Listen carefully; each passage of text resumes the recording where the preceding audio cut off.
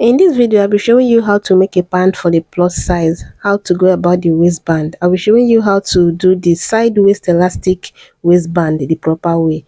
And this is a really good option for plus size because this grips their waist and is not tight. It will just be firm on their waist just the way it should be. I'll be showing you the full pant process video, and I'll also be showing you how to cut and sew a shirt for the plus size, especially for the ones who has rounded shoulder. So in this video, I'll be showing you how to cut and sew the shirt so that it fits and relaxes on their shoulder. You see, this is going to be a two-in-one video. Kindly watch this video to the very end and let's get to it. Hello, you don't even know my name, but I am happy you came by. Because of the kind of print I'm using for this tutorial, I'll be drafting it so that you understand it and see it clearly. But I want to show you how to go about the fabric so that you don't waste it. Anytime you want to cut out a pant, just hold the fabric like this. Hold the two selvage like this. You can do this also on lengthwise like this way, but it's just important that you hold your fabric this way. This way it helps save your fabric and you cut out your pant following the same grain line so that you don't have issues after cutting out your pant. So hold it this way. It can be on the wrong side of the fabric, then you go ahead and start taking your measurement. But like I said, I'll be drafting so that you see it clearly. And the first thing I'll do on this paper here is to mark down 2 inches and connect it this way. Now from this new line, I'm going to go down to, I'll divide her hip measurement by 4 and mark it here. You can decide to add to it. I just added just half inch to it. Then I'll go down to her knee line and then the length of the pant. So this is just the simple way I go about it without minusing the value for the band. You see that I did not minus anything even though this pant is going to contain a band. And now I will now come to the waistline and take her hip measurement divided by 4 plus extra 2 for ease because it's not going to be fitted.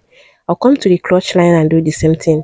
Her hip measurement divided by 4 plus extra 2 for ease. Then I'll connect it this way. Then I'll come back to the waistline and take her waist measurement divided by 4 plus extra 2 because of the band. Then I'll come to the crotch line and divide her hip measurement by 20. I'll mark it plus extra 1 inch. Then on this point, I'm going to go in by 1.75. You can do 1.5 if you want, but I just did 1.75 on that point. Next, I'm going to come to the knee and go in by 1.5. I'll do that same thing all the way to the hem of the pants, 1.5 like this. Then I'll connect it straight. Then I will use my French curve to connect from the waist measurement to the hip, then to the knee. But you see that I made a mistake on the waist part. I'll be correcting that. I did not connect it from the main waist measurement there. After that, I'll now come to the knee and divide her hip measurement by 4 and mark exactly that value. You can decide to add half inch or 1 inch depending on how big you want your pant to be. But I just mark the same thing. Then I will mark the same thing all the way to the down and connect it straight this way. Then after that, I will use the French curve to connect from the crotch extension to that knee measurement. And I actually had a hard time trying to make it smooth on that point. So try, and you can add just half inch to blend it in to make it look more nicer than this. I actually blended that point more when I was transferring the pattern to the fabric. Now we are done with the front, we go over to the back, and I'm using the same pattern for the back. I'll measure what I have here in all of this place and mark it here and add extra 1 inch to it. Whatever you have on the crotch extension for the front, do the same thing to the back, on the back, and add 1 inch to it. Then on the crotch depth, I marked 2 inches. You can decide to do more or less depending on what you want, depending on how big the person you're working with, how big her butt is. Then I extended it on the waistline by 1.5. 2 inches is usually 2 up and 2 points at the back. So 1 inch and 1.5 works just fine for me. Then I'm going to connect the 3 points this way. Then I'll slant from that 1.5 to the side seam line this way, and that's it. Next, on the knee, I'm going to add 3 inches. I did 4 inches on the crotch extension for the back. So on the knee, I'm adding 3 inches. So if you have 3 inches for yours, you're going to do 2 inches on the knee And if you have more than, let's say you have 4.5, you're going to do 3.5 on the knee all the way to the down. But just make sure you blend that knee part so that it looks nice before transferring to the fabric. Okay, so I'll be adding zipper to the back, and here I started from the top and measured down to where I want the zipper to stop, and here I'm adding 1 inch zipper allowance following the existing curve I already have there. Then I'm going to just blend it in this way. It's very simple. Make sure you already have your crotch curve there before you add the zipper allowance. It will be easier for you to follow the crotch curve to add your zipper allowance so that it fits properly by the time you're done. Like I said before, I actually made a mistake on this part, and now I'm going to connect it right, and I decided to minus half inch from the 2 inches I added for ease on the waistline. So we'll be cutting this part off, and that's it. Then while transferring to the fabric, I'll be adding extra 5 inches to complete the length. I was actually managing this paper because this is the last paper I have. So you can see that I joined where I needed, and it's still not up to the length. I'll be adding extra 5 inches while transferring to the fabric. And what I'm doing here is to cutting out the back pattern. I will use this one now to cut out first on the fabric using the process I showed you before in this video on how to fold your fabric. I'll go ahead and cut it out. Then after that, I'll cut out the back pattern and use that one to cut out for the front. And this is what I have afterwards. You can see that the pattern paper was still on the fabric when I cut out the back pattern, then use the remaining one to cut out on the fabric. And that's it. Like I said, I extended the length by 5 inches, and that would also be the folding allowance, the hem allowance included in the 5 inches. And then the band, for the band I just have this, I pressed one layer of paper stay to it and just folded it the same way you fold your band. It's not that serious. So what I'm going to do now is to take the front, hold it front and right side facing right side, and I'm going to join it on the crotch area. I'll do the same thing for the back, but for the back I'll be giving a space. Remember, we'll be adding zipper, so I'll be starting from where the zipper will stop. I'll start from that point and join it all the way to the end of the crotch extension. Or you can just go ahead and start from the top so that you iron and you have a creased line for the zipper and it's easier for you. But here I just measured the 9 inches where the zipper would be stopping, and then I mark 1 inch there. Then I'm going to just connect it the same way you see me. You see this mark here. From that 1 inch, I'll blend it in all the way to half inch to the end of the crotch extension, and that's it. And after I was done, this is what I have.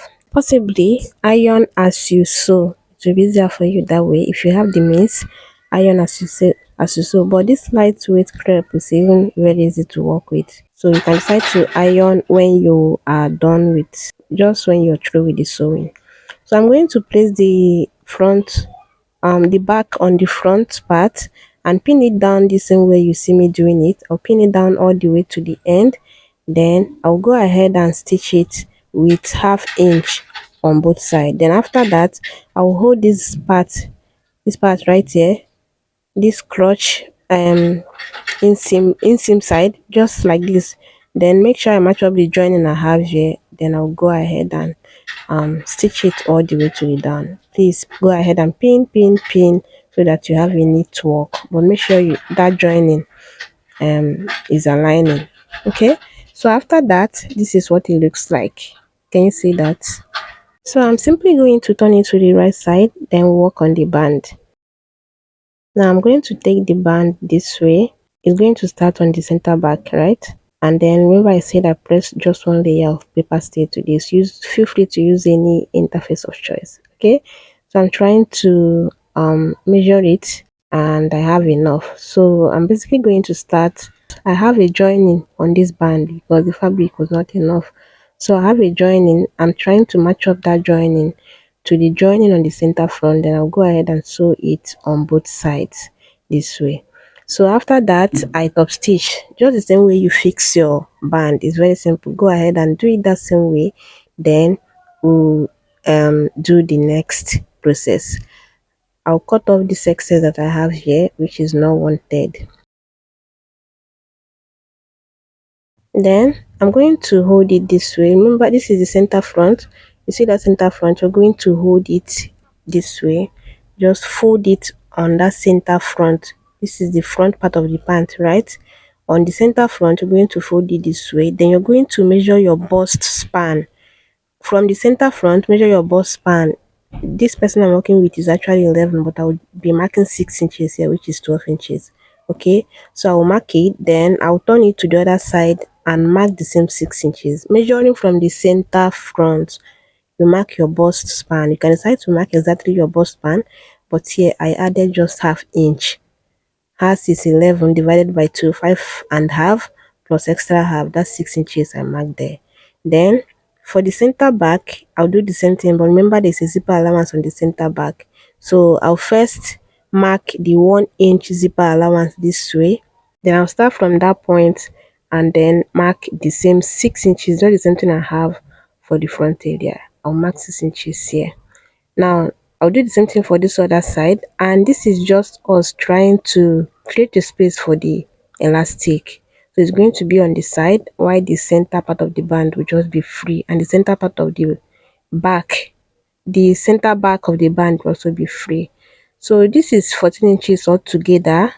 I measured it and it's 14 inches. So I'm going to just create a casing enough to contain my elastic band. I'm using this 1 inch elastic band. So I'll go to my sewing machine now, create the casing to have something like this. Can you see that? So by the time you're done, you should have something like this.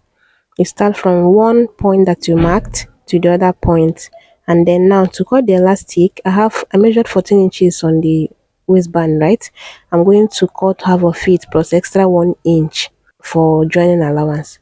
So here altogether I'm cutting out 16 inches, and after cutting I'll divide it into two, and one for the one side and one for the other side. I actually cut 18 inches, not 16. So half of what I have there plus extra one, then another 1 inch joining allowance, stitching allowance.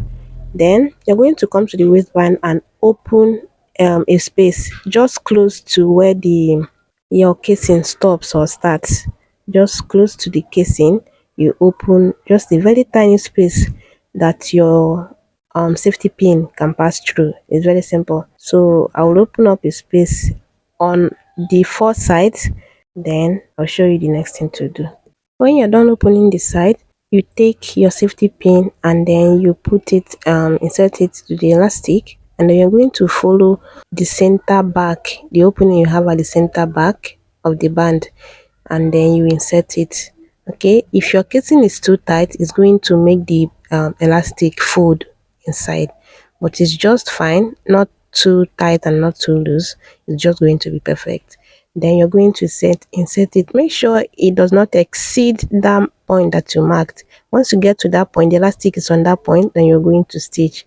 Then after stitching, this is what it looks like. I'm going to have to stitch it down just to hold it in place from that end. Then I'm going to continue inserting the elastic until I get to the other end. Then I'll follow that opening that I have there to bring out the safety pin. So I'll bring out the safety pin, which will contain some part of the elastic. That is why we added extra 1 inch to the half of what we measured on the waistband, the casing part. I'll go ahead and stitch it down, then bring out the elastic, which contain the safety pin with the elastic, the remaining just the pieces part of the elastic following the safety pin. Okay, so I'm going to have to do the other part. Now I'm going to hold it like this, and then by the time you measure your waistband, you see that it's not up to until you stretch it, and that's the essence of this whole thing. The essence is just to help it grip your waist, hold it firm and not tight. It will still be comfortable. That's why it's on the side. So I'm going to fix the zipper, hem the side, and the pant is ready. You can see that it came out so nice, so cute. So go ahead and use this method for your plus size client, and you see her singing you praises. She loved this band so much, and this method, this especially the waistband, it works just fine for your plus size that has bigger tummy.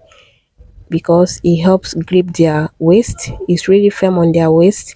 No discomfort, especially as the elastic is on the side and it's not like the waist is too tight.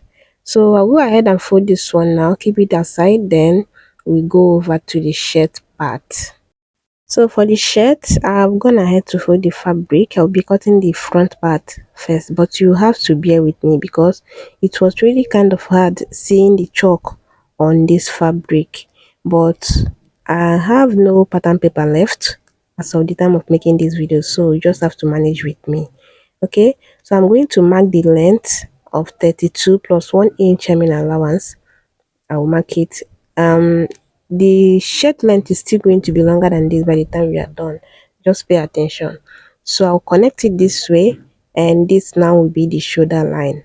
After that, I'm now going to start from this point, from the shoulder line, and go down to her waistline, and it's 20 inches. So I'm marking the 20 inches this way. And by the time I measured what I have left from the waistline, I have about 13 inches, which is just okay. Then from the center front, I will go in 4 inches, and this will be for the button placket. So this 4 inches is just the button allowance. Okay, so you can do less or more. You can do less than 4 inches, or you can do more than 4 inches depending on what you're going for. But 4 inches just works for me, especially as I'm not going to press any interface on the bottom placket parts. Okay, I will now start from that line and mark her shoulder measurement divided by 2, and from that point I'll go down to her armhole line.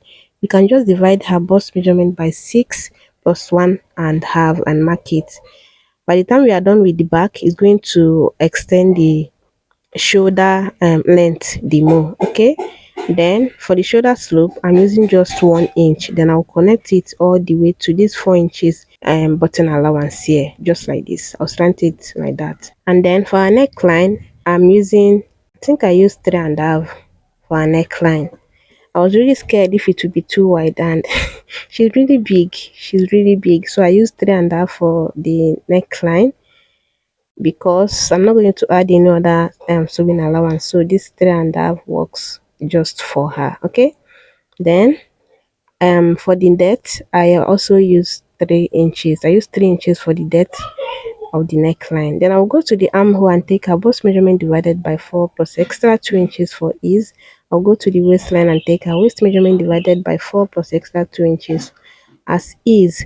Then whatever I have on the bust, I'm going to mark the same thing on the hem. You can decide to add extra to whatever you have from the bust, but her bust is actually bigger than her hip, so it works. So after I'm sure of the measurement, I'll cut it out this way. Then I'll go ahead and fold another fabric and place this one on it. But this time, the folded fabric will be shorter or smaller than what we had for the front, just like this. Can you see that? Then I notched the button allowance both on the neckline and the hem of the shirt, and I make sure that that notch is on the center part of this folded fabric. That's the center back. Now, this is what makes it relax on the shoulder. I usually add between 2 to 4 inches depending on how, how broad the person's shoulder is or how rounded the shoulder is. This person, her shoulder is actually like that of a man, and I usually do this to make it relax on the shoulder so that the back won't be drawing the front, but rather it will relax. So after marking out the 3 inches or 4 inches depending on who you're working with, you're going to fold it, place it on the shoulder part, like that same half inch you'll be using to join. You're going to place it half inch, just the same way you see me do it. There's no much explanation. Then you're going to give it that neckline curve like this. Okay, so I'll advise that you use just 3 inches, then you can just add half inch of your joining allowance, so that by the time you give it this neckline curve this way, it's not going to be really deep, right? So mine is about 2 inches plus the joining allowance, which is like 1.5, right? By the time you're done, it's going to be like this. So I'm trying to show you again how to do it. You fold it again, then you cut out the armhole just like this. It's very simple. And this way you've added another 1.5 to the length of the shirt and also to the armhole length. Can you see? Now I have what I should have on the armhole and even more. So I'll go ahead and cut it out. On the hem of the shirt, you can actually decide to give it any shape. I made two shirts for her once, and the first one I made for her, the hem. I curved the hem. I don't know how to explain it, but the hem has a round curve instead of just being straight. Then this one is just going to be straight. And this is me trying to give the front armhole a deeper curve because it's supposed to be deeper than the back armhole actually. And now this is what I have left for the sleeve, which I'll just go ahead and manage. From what I have here, I divided her bust by 6 plus 1.5, then plus extra 2 inches we added as allowance on the shirt. Remember we added 2 inches for ease. I added that one also on this sleeve part, and I should add extra 2 inches, but since this is what I have just 1 inch added to all the measurement that I just said. Okay, then the length is 10 inches, and I added 4 inches because I want to do a turn up sleeve for her. So I added 4 inches to the 10, then I'm using 5 inches to curl. Just give it a sleeve curl.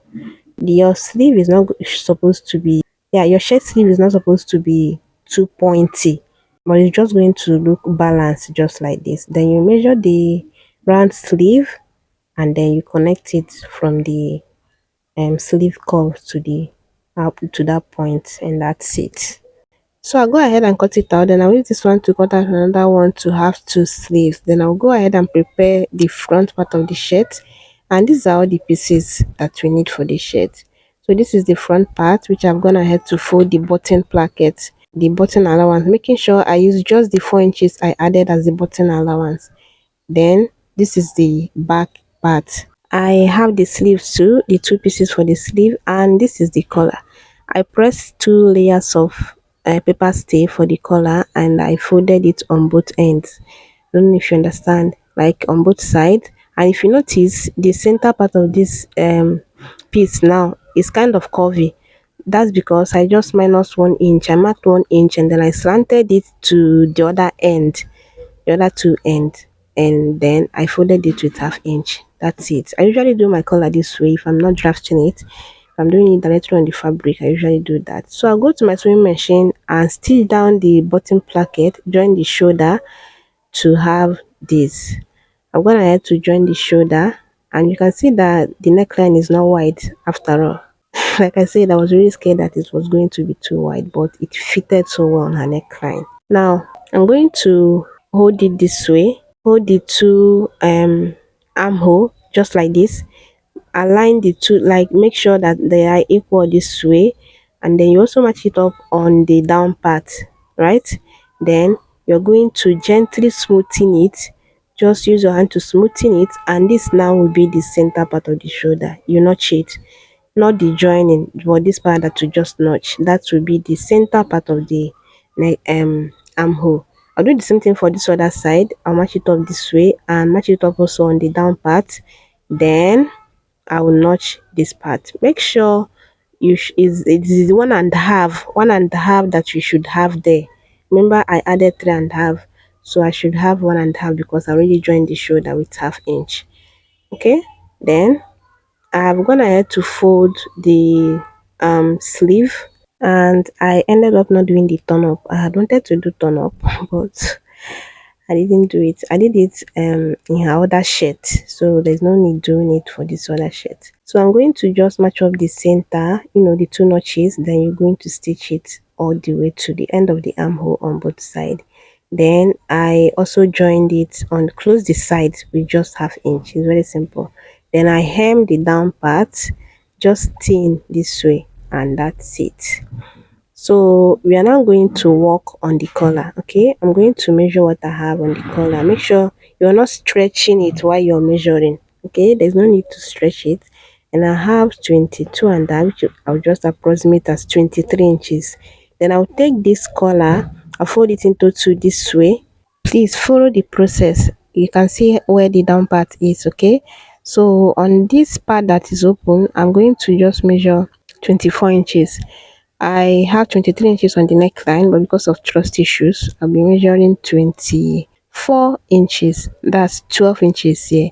Then from that 24, I'll come in 1 inch.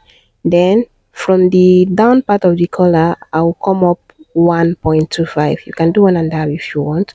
Then you're simply going to curve it like this. Let me use this to curve it so that you see it clearly. When you get the value you have around the neckline, you're going to come in by 1 inch. Okay, then on that point you're going to go out by 1 inch. On this point here, you go out by 1 inch or 2 inches depending on how pointy you want it. Then you're going to connect it from that point to this point to give it just something like a sweetheart shape like this. It's very simple. You can see that the color is already coloring. Then I'm going to white cotton. I'll be adding about half inch or less than half inch stitching allowance, following the curve I have here. By the time I cut it out, it will make more sense to you. So depending on how pointy you want it, that depends on how much you will add to the value you have around on your neckline, right? Then I'm going to stitch it. I'm going to fold it this way. Then I will make sure I open one of the folded parts. Just open one like this. Then you're going to stitch it following the curve you have there with your added sewing allowance. And after that, I went ahead to iron it, and you can see how neat and smooth it is. It's very simple. Now you're going to take it this way. Then that part that you open while stitching, the part of the fold that you open while stitching, you're going to hold that part, and then you match up the joining on the collar to the center point of the neckline. I don't know if you understand, but I demonstrated it, so just follow the process. Okay, you're going to hold it that way, and then you pin as you go. As you measure, you pin. As you measure the collar and the neckline, you pin. It will be easier for you, but it's just what I should have here. Thank God I actually did 24 because the neckline is cotton bias, so it has the tendency of stretching. So it matched up, and I didn't have any issue joining it or having to have any pleats because the collar is not equal to the neckline. So I'm going to stitch it there, and after that I'm going to fold the stitched allowance inward, push it inward this way, can you see? And then you're going to top stitch just like waistband to have something like this. Can you see? Isn't this so beautiful? So this is easy, quick, and it's really neat. Okay, so by the time you get your sewing your ironing table, you're going to fold it this way. It's very easy to fold it on this point that you see me hold it, and then you're going to iron it very well. And this will be the end of our tutorial today. Let me know your thoughts in the comment section, and I'll see you in my next one. Be good. Bye.